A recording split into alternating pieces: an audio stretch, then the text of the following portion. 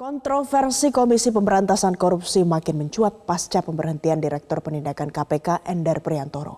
Dalam waktu dekat, Dewan Pengawas KPK akan memanggil Ketua KPK Firly Bahuri untuk ditanyai persoalan pemberhentian tersebut. Namun banyak pihak yang meragukan Dewas akan objektif jika Firly masih menjabat Ketua KPK.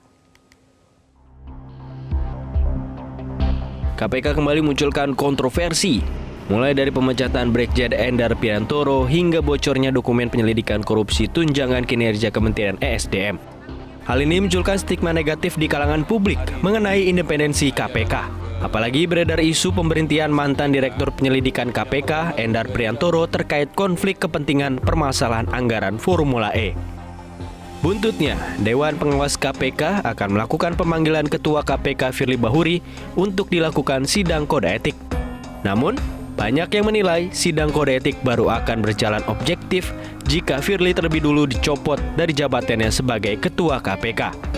Mantan penyidik KPK, Praswat Nugraha mengatakan Dewas akan terbebani jabatan Firly ketika menjalankan sidang. Agak sulit sidang kode etik Majelis Dewas untuk memisahkan di mana kapan dia berkedudukan sebagai ketua KPK dan kapan dia berkedudukan sebagai insan KPK yang terikat pada kode etik, pada sidang kode etik.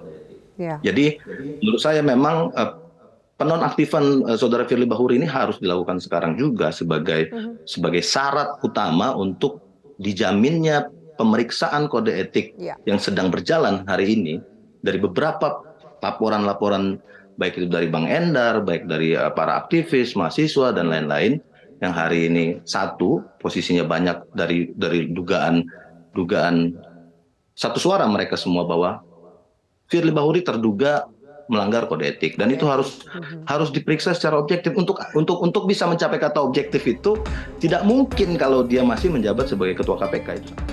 Hal itu juga dipertegas oleh pengamat hukum tata negara Ferry Amsari.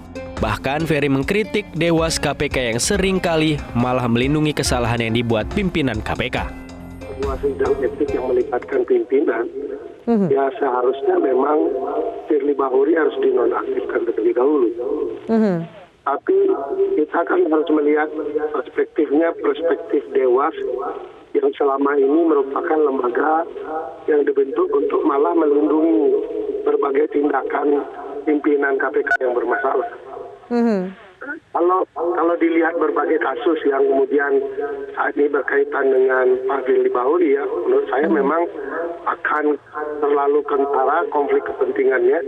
Oleh karena itu, jika ingin sidang etik ini berjalan dengan prinsip-prinsip yang bebas dari intervensi, jauh dari konflik kepentingan, memang pilihan paling tepat adalah memberhentikan sementara Pak Firly sepanjang menjalankan proses persidangan etik.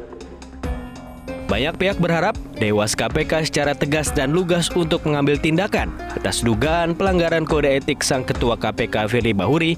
Tentu saja ini terkait independensi KPK dan kepercayaan publik terhadap KPK lebih jauh lagi jika keputusan Dewas dinilai tepat di mata publik. Nantinya akan menghapus dengan sendirinya aroma politisasi di lembaga anti rasuah tersebut.